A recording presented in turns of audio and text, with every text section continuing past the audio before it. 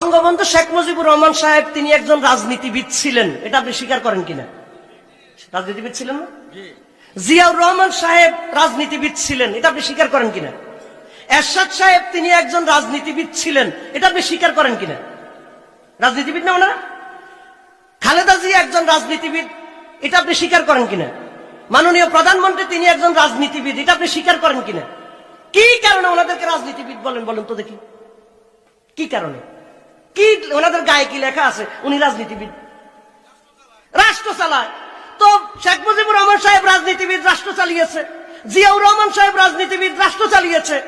খালেদা জিয়া রাষ্ট্র চালাইছে, রাজনীতিবিদ। এরশাদ সাহেব রাষ্ট্র চালিয়েছে, রাজনীতিবিদ। প্রধানমন্ত্রী শেখ হাসিনা রাষ্ট্র চালা, রাজনীতিবিদ। রাসূল সাল্লাল্লাহু আলাইহি ওয়াসাল্লাম রাষ্ট্র চালাইছে, উনি রাজনীতিবিদ না? আপনি বুঝেনই নাই তো। রাষ্ট্র যিনি চালায় অবশ্যই তিনি রাজনীতিবিদ। আপনি রাজনীতির তো সংজ্ঞা বুঝেন নাই। রাজনীতি কাকে বলে? পলিটিক্স।